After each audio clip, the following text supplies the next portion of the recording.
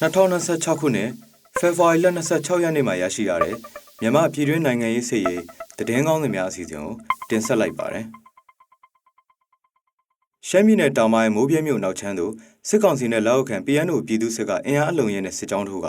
ပြည်သူများကိုပြစ်မှတ်ထားတိုက်ခိုက်နေတယ်လို့မိုးပြဲပြည်သူ့ကာကွယ်ရေးတပ် MBPDF ကသတင်းထုတ်ပြန်လာပါတယ်။ကရင်မျိုးသားစီယုံ KNU တပ်မဟာ9နယ်မြေလိုင်းပွဲမြို့နယ်ပိုင်ကြုံမြို့အနီးမှာအင်အားဖြည့်တင်စစ်ကြောင်းထိုးဖို့ပြင်ဆင်နေတဲ့အကြမ်းဖက်စစ်ကောင်စီတပ်များနဲ့ KNU KNL တပ်ဖွဲ့တို့ကြားနှစ်ဖက်စစ်ရေးတင်းမာနေပြီးထိတွေ့ပစ်ခတ်မှုအပြန်အလှန်ရှိနေတယ်လို့ဒေသခံများထံမှသိရပါတယ်။ကမ်ဘလူမြို့နယ်ရွှေဘိုမြကြီးနားလမ်းမိုင်းမှာရှိတဲ့အကြမ်းဖက်စစ်တပ်တပ်ဆွဲထားသောရေကြီးဦးရွာနီးမှာပြည်သူပိုင်ကုန်ကားအစီး60ကိုစစ်ကောင်စီအဖွဲ့ဝင်များဖမ်းဆီးခဲ့တယ်လို့သိရပါတယ်။ထိုင်းနိုင်ငံကမ်ချနဘူရီမြို့မှာတရားမဝင်လမ်းအနေနဲ့ဆက်ဖြတ်ကျော်ပြီးမြန်မာနိုင်ငံသားတင်ဆောင်လာတဲ့ကားကိုထိုင်းရဲကလိုက်လံဖမ်းဆီးခဲ့တာကြောင့်မောင်းပြေးတဲ့မော်တော်ယာဉ်တိမ်းမှောက်သွားပြီးအယောက်20ခန့်ဒဏ်ရာရရှိပြီးတော့တဦးမှာအပြင်းထန်ထိခိုက်သွားတယ်လို့ထိုင်းသတင်းဌာနများဖော်ပြထားပါတယ်။ကမ္ဘာပေါ်မှာမြန်မာနိုင်ငံကမြေမြုပ်မိုင်းကြောင့်ထိခိုက်ဒေဆုံးမှုအများဆုံးနိုင်ငံဖြစ်လာပြီးအဲ့ဒီတည်းကရှမ်းပြည်နယ်ကမိုင်းနေကြောင့်ထိခိုက်ဒေဆုံးမှုအများဆုံးဖြစ်တယ်လို့ကမ္ဘာမြေမြုပ်မိုင်းစောင့်ကြည့်ရေးအဖွဲ့ထုတ်ပြန်ချက်များအရသိရပါတယ်။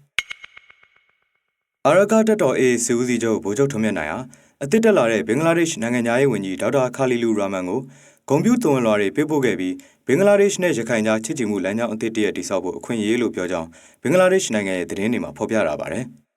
။ရှမ်းပြည်လာရှုမြို့ဗန်ရှောင်ကျေးရွာမှာ UWSA ဝါတပ်ဖွဲ့ဝင်တွေကဒေသခံလူငယ်တို့ကိုဆိုင်ကယ်မောင်းနေစဉ်ကားနဲ့တိုက်ခဲ့ပြီးရော်ချင်းငွေ4,500,000အားအတင်းအဓမ္မတောင်းယူခဲ့ကြောင်းဒေသခံများထံမှသိရပါတယ်။မြောက်ရီမြို့အမှတ်4ရပ်ကွက်နဲ့အမှတ်5ရပ်ကွက်တို့မှာဖွင့်လှစ်လာတဲ့ DKBA နဲ့ BGF KNA တပ်ဖွဲ့ဝင်တွေရဲ့ကာစီနိုယုံဖဲယုံငါးခင်းယုံများကိုစစ်အုပ်စုကဝင်ရောက်ဖမ်းဆီးသွားတယ်လို့မြောက်ရီမြို့ခံများထံမှသိရပါတယ်။